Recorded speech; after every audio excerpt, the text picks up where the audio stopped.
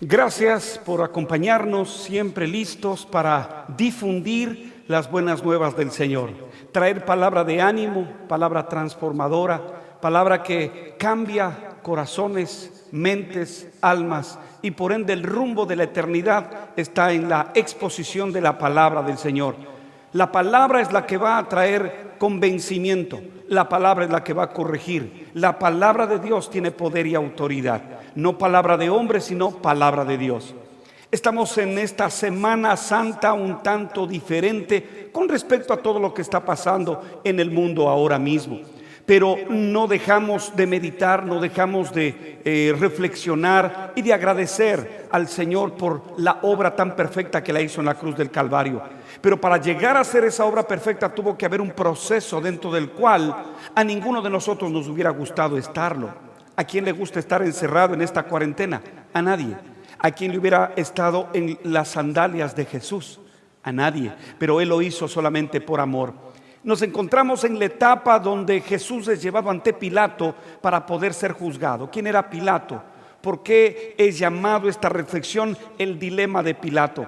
Es que el gobernador se pondrá cara a cara con un creador, cara a cara con el hacedor, cara a cara con el santo, cara a cara con el rey. Definitivamente una gran situación la que iba a experimentar Pilato. Tal vez él no lo sabía, pero eso es lo que se concibió al final de la historia.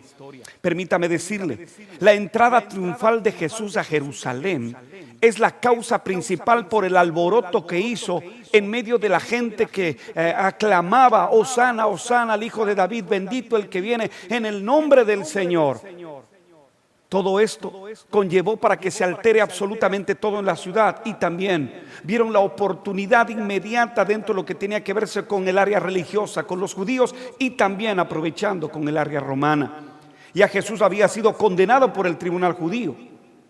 Pilato asumió su gobierno en Judá más o menos unos 26, del 26 al 36, son 10 años, dentro de las cuales Pilato era un hombre sanguinario, no era bueno, era un gobernador que tomaba las vidas en sus manos. Así lo dice Lucas capítulo 13, verso 1, y solamente quiero dar lectura. Lucas 13:1 dice: en este mismo tiempo estaban allí algunos que le contaban acerca de los galileos cuya sangre Pilato había mezclado con los sacrificios de ellos. Era un hombre que no respetaba las costumbres de los judíos, es un hombre que era implacable, era un dictador, era una persona que tomaba justicia por su mano. No fue misericordioso, se gozaba de crueles espectáculos dentro de la historia de los judíos y también del imperio romano. Pero queremos ver tres cosas importantes. La primera, Jesús está ante Pilato, y para eso quiero llevarles a Mateo capítulo 27, versículo 1 y 2. Mateo capítulo 27, versículo 1 y 2. Dice: venida la mañana, todos los principales sacerdotes y los ancianos del pueblo entraron en consejo contra Jesús para entregarle a muerte. Y le llevaron atado y le entregaron a Poncio Pilato, el gobernador. Muy bien, ¿cómo es estar frente al gobernador Pilato? Jesús, el verso 11 dice: Jesús pues estaba en pie delante del gobernador, y éste le preguntó diciendo: ¿eres tú el rey de los judíos? Y Jesús le dijo: tú lo dices.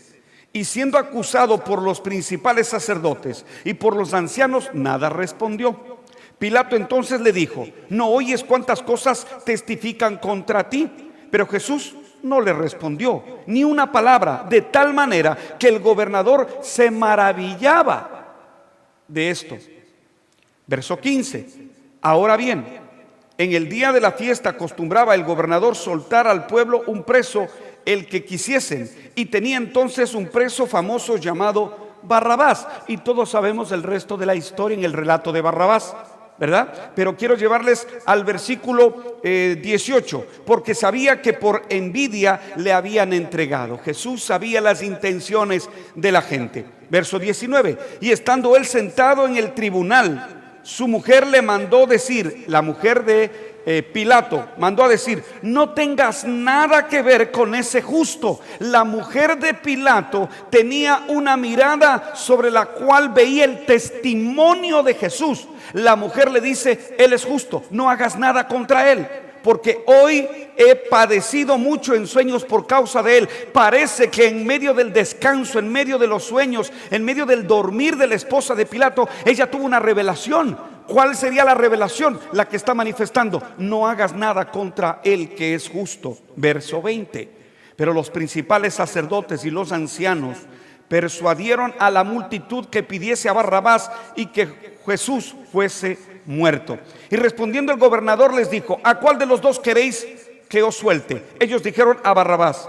Pilato les dijo: ¿qué pues haré de Jesús llamado el Cristo? Todos le dijeron: sea crucificado. Versículo 23. El gobernador les dijo: pues qué mal ha hecho. Él se da cuenta que hay inocencia. Cristo Jesús no era ninguna de las cosas por las cuales se le acusaba. Aún él estaba maravillado del testimonio de Jesús. Verso 24 dice: viendo Pilato que nada adelantaba, sino que se hacía más alboroto, tomó agua y se lavó las manos delante del pueblo, diciendo: inocente soy de la sangre de este justo, allá vosotros. Y respondiendo todo el pueblo dijo: su sangre sea sobre nosotros y sobre nuestros hijos. Pidieron maldición, la cual cayó sobre ellos hasta el día de hoy.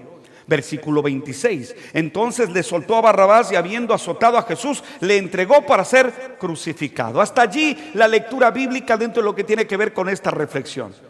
Nos encontramos en el episodio donde Jesús está frente a Pilato y encontramos algunas verdades. Dentro de ellas, el gran creador ante la criatura. El gran creador ante la criatura. El santo ante el pecador. El santo ante el pecador. El gran juez de la tierra ante el juez indigno humano. Datos que podemos observarlo claramente.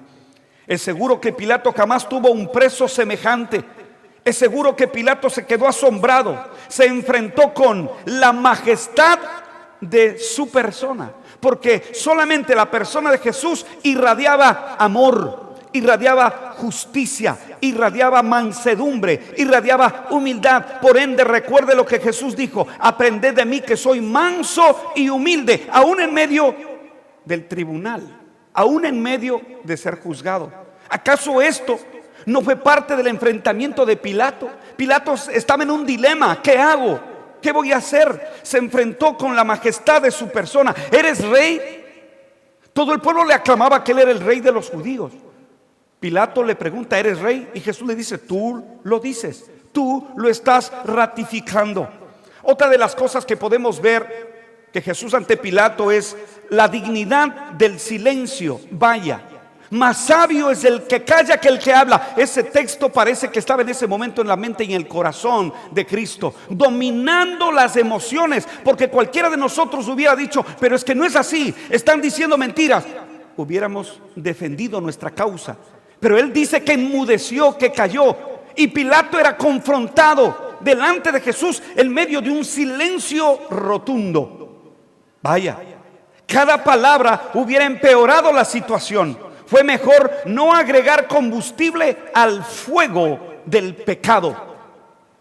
Otra de las cosas que podemos ver cuando Jesús está ante Pilato es que la claridad de su inocencia. Él, recuerde lo que dijo en la lectura, quería soltarlo, pero los judíos, el pueblo, no querían. Aún la esposa insistió para que él reviera la situación. Pilato no quería castigarlo, él quiso soltarlo. Claridad que él sabía que Jesús era inocente. También Pilato se enfrentó a Jesús con su responsabilidad personal. No por el hecho de haberse lavado las manos estaba libre de la condenación que estaba permitiendo. Él, con toda la autoridad, pudo haber dicho: aquí se acaba todo, no más, váyanse para su casa y listo. Él era la autoridad, era el gobernador de Judá, él era el que tenía la autoridad. Pero él vio lo más sencillo: lavarse las manos, no tener autoridad sobre su autoridad. Vaya la redundancia. Pilato no estaba de acuerdo aún con su mujer después de la advertencia que le hizo ella. La segunda cosa que podemos ver en el dilema de Pilato es que Pilato está ante Jesús. No, Jesús está ante Pilato. Ahora es al revés. Ahora es Pilato quien está delante de Jesús. Ante Pilato Jesús está. Se da cuenta de que Pilato es el quien está delante de él. Se halla preso. Y era Jesús quien esperaba su decisión. Es importante destacar en esta hora. Nosotros podemos estar delante de Jesús. Perdón. Usted y yo debemos estar delante de Él. ¿Qué haríamos? ¿Nos lavaríamos las manos? ¿Asumiríamos nuestra responsabilidad? ¿Sabríamos quién es Jesús? En ese entonces sí lo sabían, pero estaban oscurecidos por las tinieblas. Mas hoy las tinieblas no han pasado, siguen allí. Hay gente que sigue enceguecida. Permita que la luz de Cristo les lleve a estar en su presencia, en su presencia. Este es el hombre cuya conciencia le indica lo que debe hacer. Su conveniencia le hace hacer lo que nunca debió haber hecho. Mire, la concupiscencia de la carne, de los ojos y la soberbia de la vida hace que tomemos grandes y terribles decisiones. Pilato tomó la peor de todas. Y la última cosa que debemos aprender en todo esto es que Pilato está ante sí mismo, es confrontado con sí mismo. Ante la multitud, para quedar bien con la gente, ¿qué haré? Ellos están viendo mi autoridad, tal vez le van a ir con el mensaje al César y va a correr peligro mi autoridad de gobernador. Mejor me haré al pueblo, voy a hacer lo que el pueblo quiere, evitando tener su propia decisión. El hombre también se enfrentó a sí mismo ante ¿qué era él? ¿Quién era él? Un simple pecador, un simple hombre ante el Dios. Dice que Él es justo y lo entrega. He visto que tú eres justo, he visto que tú has hecho bien las cosas, pero igual te entrego. A veces nosotros aprendemos a querer quedar bien con la gente y no con la causa directa de Dios. Aprendamos a agradar primero a Dios y no a la gente. Eso dice el Señor. Agrademos a Dios primeramente y no a la gente. Porque la gente mal pagamos. Mal paga la gente. Pero el que agrada a Dios siempre tendrá bendición y misericordia. Y por último, ante cada uno de nosotros, ¿qué haré? No puede ser neutral. Uno no puede quedarse entre frío, entre tibio. Uno tiene que ser o caliente o frío. Él fue tibio, él se lavó las manos. Y recuerde lo que dice Apocalipsis. Espero que no seas tibio, sino que seas frío o caliente. Porque el tibio no tiene ninguna situación a donde volcarse. El tibio también es considerado culpable. El tibio también es culpable. Y por último, no nos beneficiará lo que hicieron la multitud ni Pilato. ¿Qué haré yo? Solo se pueden hacer dos cosas: aceptarlo o crucificarlo. ¿Qué quiere usted hacer en esta Semana Santa diferente? Sí, está bien que recordemos lo que Cristo hizo, pero hoy nos ponemos en el puesto de Pilato o nos ponemos en el puesto del pueblo. Y solamente termino con esta pregunta: o usted le acepta a Cristo como Rey y Señor, o usted lo crucifica en su vida. Señor, en esta hora te damos gracias por el tiempo de compartir, por el tiempo de meditar. Gracias, Señor, por tu amor eterno, porque tú, Señor, pasaste por todo esto por causa del hombre, por amor al hombre. Gracias, Señor, porque de tal manera amó Dios al mundo que ha dado a su Hijo unigénito, para que todo aquel que en él crea no se pierda, mas tenga vida eterna. Señor, que en este tiempo en donde recordamos en esta Semana Santa la obra de Cristo, su obra perfecta, aprendamos como pueblo a saber aceptarlo, o tal vez algunos a crucificarlo. Algunos gritarán: crucifícalo.